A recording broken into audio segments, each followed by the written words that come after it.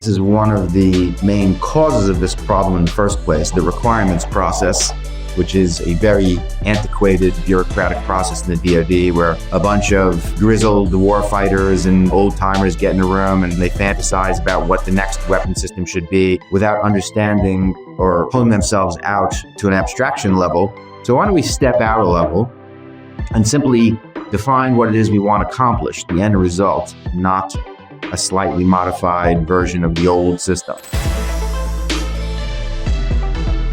Hey, this is Ryan Connell with the Chief Digital and Artificial Intelligence Office, joined here today with Warren Katz. Warren, how you doing? Ryan, how are you? I'm doing great. Well, I know we've known each other for years. We got the cat and robot shirt going on. Love it. You want to give a quick self-introduction? Absolutely. So I'm Warren Katz, currently the chairman of the Alliance for Commercial Technology and Government, an industry association that represents startup companies, technology companies. As the DoD, we reference them non-traditional vendors, companies that would like to sell to the DoD, but on commercial terms, do not want to get sucked into becoming defense contractors. Prior to that, I'm an engineer by training. I'm also an entrepreneur. I founded a software company called Mock Technologies. Had a decent exit, became an angel investor in the high-tech dual-use startup ecosystem here in Boston. And then later on, I was lured out of retirement by the AFWorks guys to stand up the Air Force Accelerator powered by Techstars here in Boston. I ran that for 3 cohorts and then established the industry association to try to solidify a lot of the AFWorks acquisition reform type gains in Congress. Yeah, awesome. No, I appreciate that. And I think you and I connected back when I was doing the commercial item group thing and kind of early on there where we're still kind of figuring out what we were doing. Part of that mission was like, hey, what kind of cool new commercial technology exists in the world? And I was in Boston and met you through Techstars at the time, I think. And the commercial item group, of course, has always been one of the bright shining stars in the entire DoD. The group is unfortunately way too small for its mission and doesn't have enough teeth, but we'll go into that later. Yeah. So I mean, let's dive in. So a big part of that mission was market research. Really, just like where do we find these types of companies and technology? I know that's something that has piqued your interest for years. You want to get on your soapbox on that? Absolutely. So, as I mentioned, I'm the founder of my own software company, Mock Technologies. This is back in 1990. We funded the company entirely with SBIRs, Small Business Innovation Research Contracts, which is the DoD's venture capital fund, essentially the U.S. federal government's venture capital fund, equity free, which is phenomenal. But as soon as I came out with my line of commercial items, COTS products as they call them, and immediately tried to start, selling them to large defense primes and big programs in the DoD, exactly as you're supposed to, according to the SBIR program. We were the quintessential poster child for how to do the SBIR program right. It came out of the line of commercial items, COTS products. What I discovered very, very quickly, and this is in the mid-90s, was that there was actually no incentive to buy commercial items by large defense primes or even by the government. The incentives were all geared towards creating and running extremely large, high-budget programs for very long periods of time. The exact opposite of what the taxpayer, the warfighter, and the entrepreneur would like. So effectively, despite the fact that we did everything right by the SBIR program, came out with commercial items, there was simply no appetite to buy them. So I started, digging into the law, and I found this law from 1994. At the time, it was new at the time, the Federal Acquisition Streamlining Act, which created this thing called the commercial item preference. And what that law says, and still in effect today, was before instantiating a custom development program to make something from scratch, program manager, program executive officer, or contracting officer is supposed to perform commercial item research first. Go find a commercial item that exists already that's close enough. It doesn't have to be perfect. It doesn't have to be exactly what the requirements need. It just has to be close enough, and the warfighter has to admit that it's better than what they're currently using. And then the government has to buy it. Period. Full stop. Okay? However, the incentives were incentivizing PEOs, program managers, and contract officers to not bother doing the market research at all or faking it. Just checking the box saying, yeah, I did market research, but there was nothing close. So we're going to blunder ahead and do a big developmental program anyway. So this is in the mid 90s. So at that point, I sort of got on I became this, zealot or pariah, whatever you want to call it, trying to get this law, FASA, enforced. And it's 30 years later. And just now we're in the high gain reach, and it appears to be happening right now. But at the time, I was very naive, and I said, let me just go find one 4-star general, and I'll just tell him what's wrong, and he'll go fix the whole thing. How stupid I was back then. I went and found dozens of 4-star generals. I explained the problem, and they agreed with me and said, yeah, you're right. But like deer in the headlights, they themselves, 4-star generals, just paralyzed in figuring out how to change it and fix it. So after years and years and years and years of studying the problem, it really all comes down to the incentives and enforcement. So incentive structures for the PEOs, PMs, and contracting officers to reward them for finding the commercial item and deprecating or discontinuing and not starting a developmental program at all in the first place.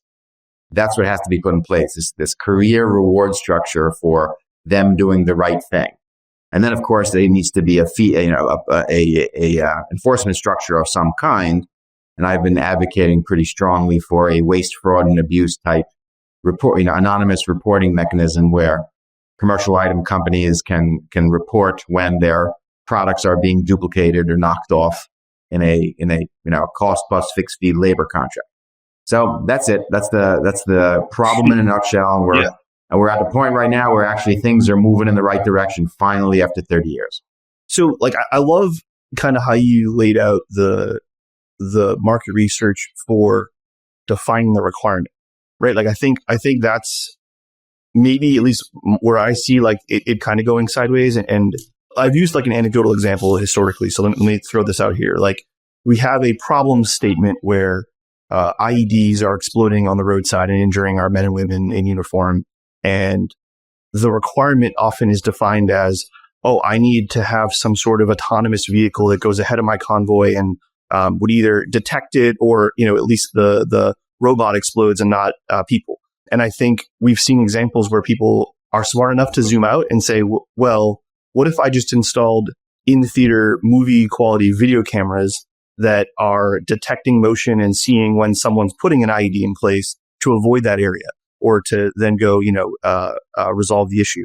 A very commercial solution to a military problem versus a very military solution to a military problem. I think the hardest part is the system we have is getting someone to be excited or motivated or incentivized, like you said, to go put movie cameras in place instead of building a cool new robot. Right? Is that kind of, am I sniffing around what you're saying? You're exactly right. This is one of the main causes of this problem in the first place. The way you've described what's called the requirements process, which is a very antiquated bureaucratic process in the DoD where a bunch of, grizzled war fighters and, old timers get in a room and they smoke a little dope and they fantasize about what the next weapon system should be. And now the guys who have been using a howitzer for 50 years come out of the room with the design for a bright, shiny new howitzer, okay, without understanding or pulling themselves out to an abstraction level, which is what you're describing, to say, look, maybe we don't need a howitzer. But what does a howitzer do exactly? Okay, well, it prevents our adversaries from operating in a certain area. It destroys enemy equipment. So why don't we step out a level and simply, define what it is we want to accomplish, the end result, okay? And if somebody else can figure out a way to get my enemy's stuff to explode 100 miles away or 10 miles away, wherever the range of a howitzer is, let's just ask for anything that would enable me to make my enemy's, stuff, explode or make a road impassable or make my enemy, channel my enemy through another path. Ask for the end result that you want, not a slightly modified version of the old system, okay? And this has been called requirements reform, where you, open your mind and just ask for, a solution to the problem and see what industry comes up with. And you're exactly right. Industry will come up and say, hey, you know what? I discovered a thing that can shoot a sonic beam from outer space and make stuff explode. Sure. I know that you never thought of that before, but it gets you your end result. Oh, and by the way, it's finished. I already have a thing in orbit, and it's already doing its thing. So just buy it off the shelf at a firm fixed price. So yes, the requirements process, unfortunately, currently inhibits this broadening of the mind that program executive officers have to do. And what you often see is, well, nobody sells an off-the-shelf howitzer, so we're not going to bother doing our market research. We're not going to ask anybody. We're just going to put out an RFP for the next howitzer. So it is this brittle requirements process is actually one of the causes of this failure to perform market research, where you're exactly right. The law says, this law FASA, and it's embodied in the 10 USC 3453 is the exact, it's 2 pages, tiny little law, but it says the exact right thing. It's like, before you design this weapon system thing, open your mind, go out and see what's out there, describe the end use or the end result you want in the broadest, highest possible way, and see what's out there. And then once you see what's out there, then you write up your requirements, okay, based on what's currently available. And by the way, if there's anything anywhere close that's available off the shelf, buy it. And buy it on commercial terms. Don't pay these people by the hour to remake it or turn this into an hourly cost plus fixed fee contract. Just buy it the way they sell to their commercial world or the way they sell to anybody else. Yeah. And I think we've seen at least I'm not intimately involved, but, at least like news headlines of Russia and Ukraine where this is happening, right? I mean, very obviously happening where, like Toys R Us remote controlled boats are getting an explosive strapped to them and then sent out to hit something. And drones from Amazon, right? Like we're seeing things that are real life situations where we needed something today, and that's the best thing we can do. So maybe a loaded question, but do you think we can get there through reform, or do you think we actually need a Russia-Ukraine ourselves to actually get there?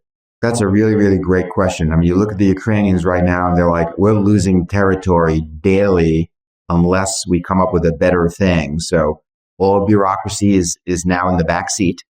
Okay, buy a bunch of junk, buy everything, buy one of everything, strap it all together, see what works. And then the next day, so you may be familiar with this concept called the OODA loop, OODA, Observe, Orient, Decide, Act. John Boyd, right? Yeah, which is usually it is referred to for combat itself. The OODA loop is a combat tactic where you observe what your enemy is doing, you reorient yourself because you were losing or you're doing something wrong. You make a decision quickly and then you act. And it's essentially you're changing direction. Well, from an economic perspective, that's what the Ukrainians are doing. They're using an economic OODA loop to develop and define and decide and deploy new combat weapons on an hourly or daily basis. And they must. Nobody will win on the battlefield unless your economic OODA loop, your industrial OODA loop, is tighter than your enemy's. Period. Full stop. You will lose. Okay. The U.S. unfortunately right now is fat, dumb, and happy in a luxurious position and looking with alarm at what's going on in Ukraine. Okay. Looking with alarm on the stuff Iran is sending, Russia. Looking with alarm at what the Houthis are using, in the Gulf. And we're trying feebly with something like Replicators. Pretty good. It was a good idea, but the time scale is just too long. Replicator, has been talked about now for 18 months, 2 years, and they're first delivering a couple of thousand drones, while China just placed an order for 1 million. With their drone industry, and they'll probably get delivered in weeks, not years. Unfortunately, until we get a bloody nose somewhere, and the U.S. is very good at changing pace in an emergency, okay? But we're on a peacetime footing and getting left behind. And yes, unfortunately, a wartime footing is necessary to speed things up. Do I see any sense of urgency from the DoD? Like, let's try to get on a wartime footing during peacetime right now when it's not necessary? Nope. I don't see, I hear a little rhetoric like that, just like we're doing on this podcast. But do I see any real definitive action? No. I mean, Replicator, I've spoken out quite a bit on the structure of Replicator and how it should be run. There should be, extremely strong interoperability standards that are, based on industry-wide commercial standards, such that the DoD can buy a lot of new autonomous systems every 90 days. Okay. And the interoperability should extend down inside the drones or robots or whatever for the AI layer, for the robotic control layer, so that you can have an industry of separate components and pieces that are on a daily basis upgraded to the latest and greatest. I mean, the way this should run, this being the warfare, one morning a drone should wake up and say, okay, well, I'm going on a mission today. I got a mission today. Let me go find the best AI software today, that morning, okay, to upload or download into the drone that day, any updated, intelligence information or whatever. And while the drone is flying in flight, while there's a swarm of drones flying in flight, it is edge-based learning. They're learning while they're in the middle of combat, and then upgrading all the other products real time. Sure. Okay. So that, during the battle, our drones are actually learning and getting better while they're fighting. Okay.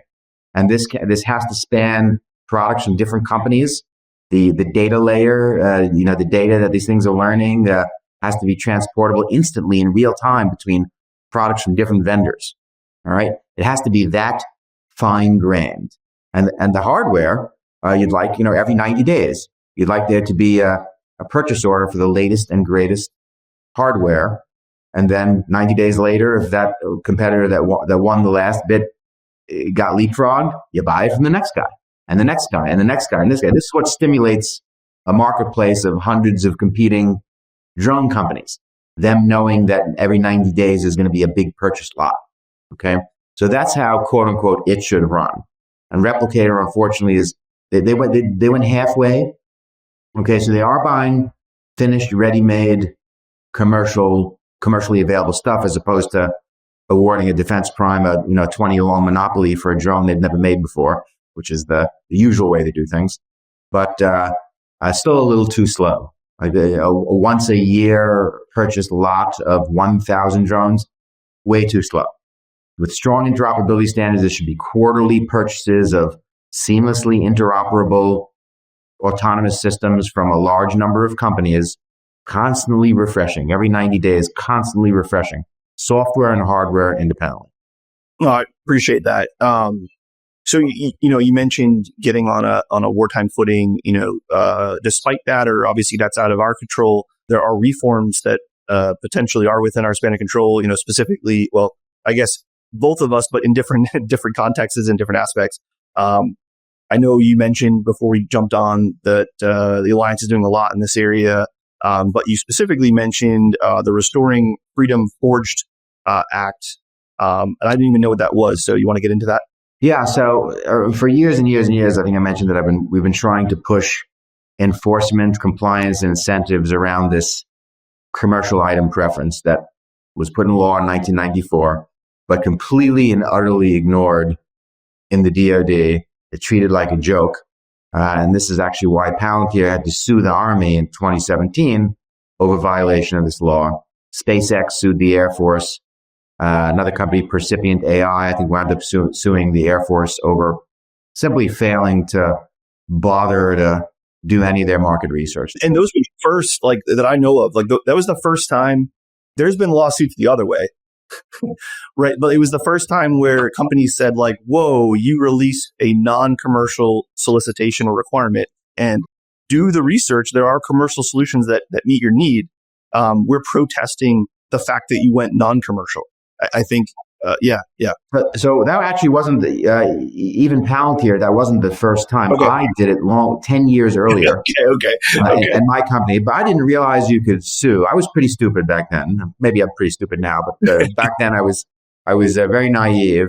So I submitted a GAO protest in 2006 over an Army software product called OneSAF. The modeling and sim marketplace in the military is probably the worst.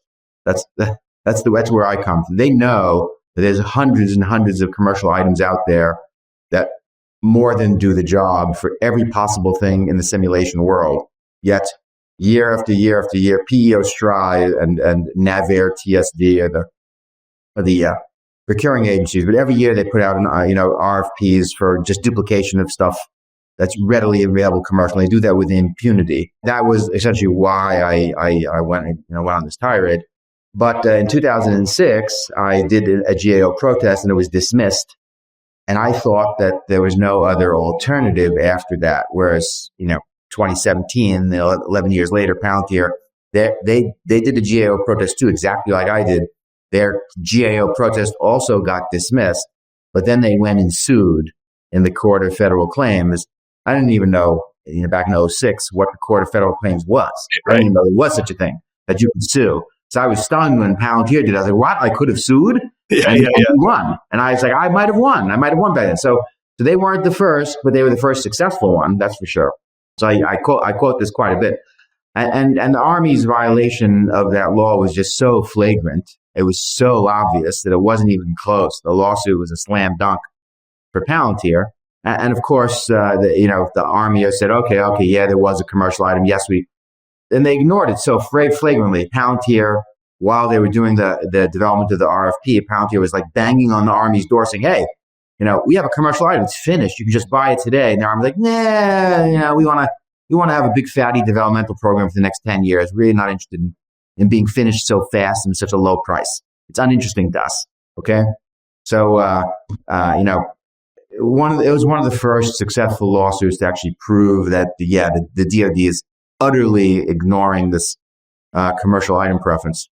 No, it does. So Senator Wicker introduced some. So that's been a proposal, or what is it? So the agenda of enforcing this commercial item preference has been the Alliance's agenda forever. Okay, and even before the Alliance existed, that was my agenda. We had some great success in 2023, inserting Section 6716 into the NDAA, which enforced the commercial item preference, but it was only applicable to the intelligence community, not to the DoD.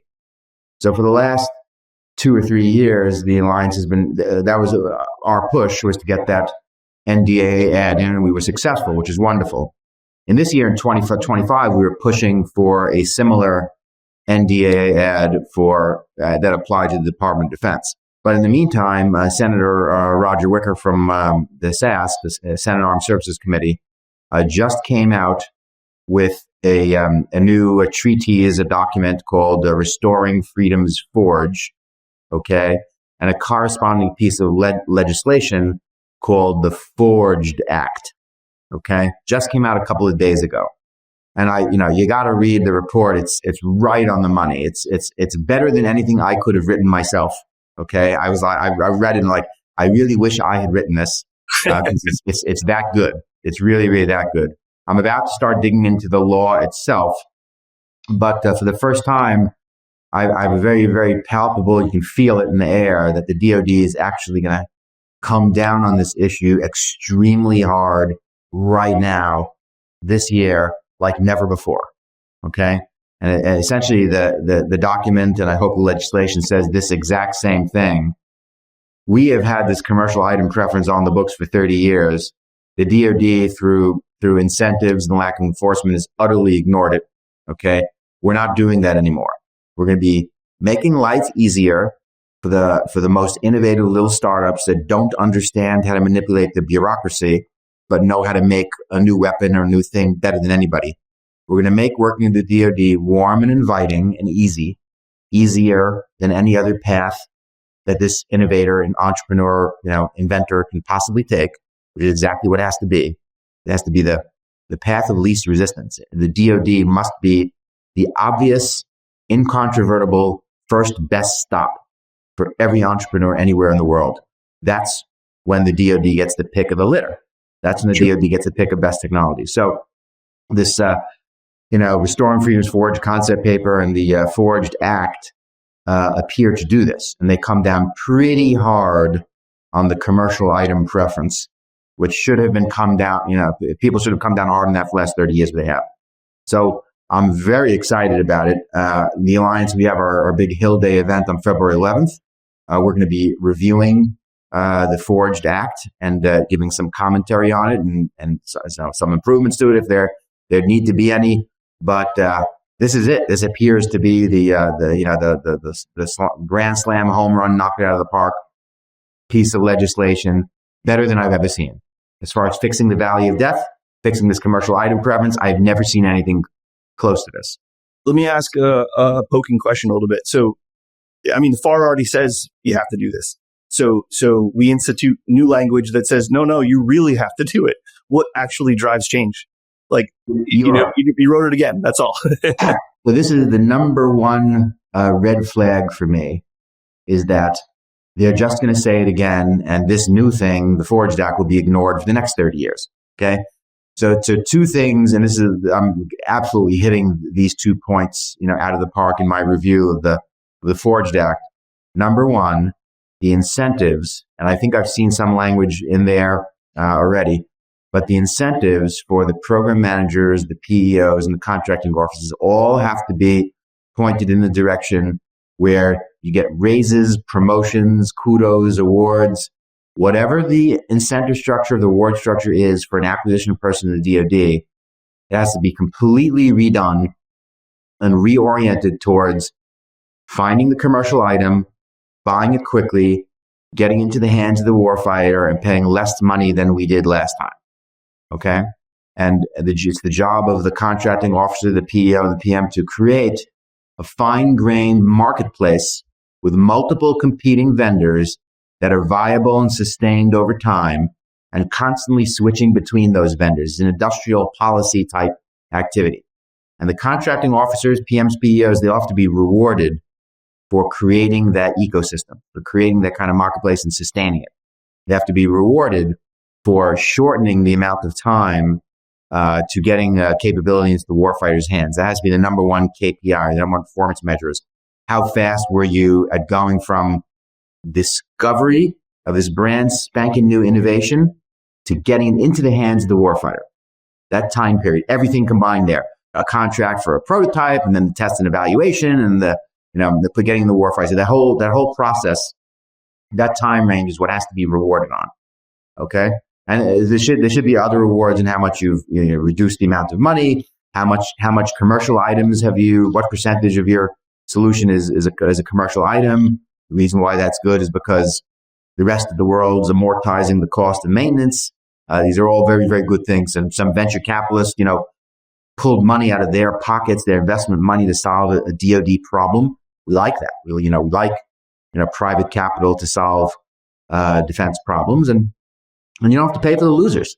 With a cost plus fixed fee developmental contract, it's a fiction writing contest amongst the prime contractors to write this proposal. You're paying everybody by the hour, so they don't care if it ever gets done. They'd rather it never get done. Why? They're getting paid by the hour. Why would you ever finish? It's a ridiculous concept of finishing fast. It punishes you. If you finish quickly, you actually lose money. Yeah. Okay. So it is quite ridiculous. So Freedom Forge Act, the Forged Act, Restoring Freedom's Forge, looks good. Two things that are necessary is, one, the incentive structures for the PEOs, PMs all have to be reversed so that they're finding commercial items, deploying them fast. And then there has to be an enforcement mechanism. And in my opinion, it has to be powered or, enforced by the marketplace. So if any commercial product company sees their commercial product being duplicated, there has to be a waste, fraud, and abuse type feedback loop where the marketplace can register a complaint. It gets investigated by an impartial third party that is incentivized to take the side of the vendor. Okay, they have to be incentivized to find the commercial items. It's just the commercial item was duplicated, and then somehow retract or rescind the developmental contract so it can turn into a commercial product first. So those two things: the incentive structures have to change, and there has to be an enforcement mechanism. Yeah. So cool. So just using the anecdote from the beginning of the conversation, the person that raises their hand and says, "Wait, I think we can just install, movie cameras, video cameras." That person gets $10,000 bonus or like whatever that is. Like, we're rewarding that chain of thought. And then on the enforcement piece, are you envisioning buying activities puts a thing on sam.gov, are you envisioning that a government agency says, whoa, like there are commercial solutions for that, and that's their job to kind of raise that as a red flag? Or are you envisioning that companies have a process to say, whoa, I have a commercial solution for that need? Is it government or industry that's speaking up? Both. Okay. You have to have both. So if there's like the commercial item group at DCMA where you used to work, if somebody sees, there's some, and maybe it's one of their jobs is to scan scan sam.gov for any developmental program, do a quick check to see if they did their market research legitimately. And if they didn't, they're like, whoa, hey, wait. There's a commercial item that does that. You're not allowed to do a development program. There's no cop inside the DoD right now that does this. You can testify to the fact that commercial item group was simply an a la carte service whose services were only provided when asked by a program manager, PO, contracting officer. You were never the cop. The SIG, commercial item, was never the enforcing function that would scan solicitations and say, hey, wait a minute, this pull this back. There's a commercial item. You're not allowed to do this. So that has to exist, first of all, inside the DoD. And then outside, there has to be a waste, fraud, and abuse reporting mechanism for a vendor to say, and sometimes it could be legitimate. Sometimes like, you know what? We were in stealth mode. We didn't have the product on our website. We didn't have it publicly available yet. It was available, but it's legitimate that the people doing the commercial market research didn't discover it. Okay. But now we know that it's an RFP is coming out. Let's just inform this reporting structure and reform the RFP. And they'll say, they'll legitimately, honestly retract the developmental program and buy the commercial line. That could happen. Or it could happen the Palantir type case where the government's like nefarious. I hate to use the word, but it's true. The people involved are like, nah, I want to run a 10-year long $1 billion program. It gives me job security. I'm not interested in the commercial item. Then there has to be a reporting mechanism to say, hey, stop. Okay. You guys are doing exactly what you're not supposed to do. You're duplicating something that's available off the shelf. And it becomes like an IG case. So a waste, fraud, and abuse report from a private company that's got a commercial item being duplicated, puts in an anonymous report. The IG investigates it, and the IG office that investigates it has to be strongly rewarded for finding the company that with the commercial item, vindicated, and reverse the procurement and make a commercial product person. That enforcement mechanism has to be rewarded for pushing everything into the commercial world and commercial item purchases. Sure. Yeah. And there's, I guess, unfortunately, a lot of stories like the ones that you share. Like, I remember, I wasn't even involved. A consultant had kind of passed along the narrative. So maybe it's anecdotal, but it was a source selection type situation. And the requirement was, I got whatever legacy code on this computer, I need to turn it into this new software code. And it's a bunch of butts and chairs that are reading this and typing over here. And one company bid and said like, I have a software solution that just turns this to this. And like their price was going to be nowhere near the others because you didn't have a bunch of labor, right? They were removed from the source selection for being unreasonably low on the price. It's disgusting. Yeah. You see those things all the time. And as you know quite well, with AI that's able to write code now. But if you step back a little bit, the reason why that happened was because somebody somewhere is being rewarded for butts and seats, for increasing the number of butts and seats, increasing the amount of money spent in this activity, and increasing the amount of time it takes. How disgusting is that? I think just from my experience, it's more so just, I was never rewarded for spending a lot of money or putting people in seats, but it's more so like I award a contract without anything going wrong. Right. And so there was just a less of an appetite to change or take a risk. Right. That's all. Absolutely. If you look, and we've gone through this, the Defense Innovation Board, I was part of Dr. Roper invited me to co-author the Terraforming Value of Death report, which I thought was great. But if you look through the litany of reasons why a contracting officer, a PM, a PEO will continue to do what the last guy did, continue with this developmental program thing. It's a laundry list of I don't want to do anything wrong, so let me just do what the last guy did. That's the most obvious thing that I won't get in trouble for. That's number one. If I have an extremely long duration program, that's natural job security. Yes, I don't get it's not stated in a rule book somewhere that I'm going to get a reward for a lengthy program, but everybody knows a lengthy program engenders job security. A high budget. Would I rather have a high budget program or a low budget program? If I have a high budget program, I have more gravitas. I have more importance. I'm asked to more meetings. Okay, I'm more important. Maybe I'll get a raise, a bonus, because the salary for a PM or a PE on top of an extremely, large program is better than a small program. Okay, so you have, even though it's not stated in any reward booklet anywhere for somebody's job, there are these natural, intrinsic, job benefits. Another good one, it's a bad one, it's one of the worst ones, is if I'm gone as the PEO or PM of this program before it delivers, I can't be blamed for its failure. Okay, you can blame the guy who was on the job when the thing finally deployed and didn't do anything. Right. I'm gone. It wasn't my fault. It was the 4 guys before me and the 4 guys after me, right, okay, who ran this 20-year long program. It wasn't me. Okay, so it's a way to escape accountability entirely. So if you add all these things up, even though they're not written in a reward booklet for incentive structure and bonuses and pay raises, the PO, they're unfortunately silent, natural, intrinsic, perverse incentives which reward the wrong thing. Sure. No, that makes a lot of sense. Hey, getting close to time here. Any last words from you for the listeners? Well, I am very excited right now about things going on in Congress. I'm very excited about some of the people going into the new administration, the Pentagon. There's a lot of extremely experienced VCs that are now willing to take jobs inside the Pentagon. They understand how business runs. They're not there to protect a 30-year long career, which is a very good thing. Those are the exact right people the Pentagon needs. So my final words are keep going.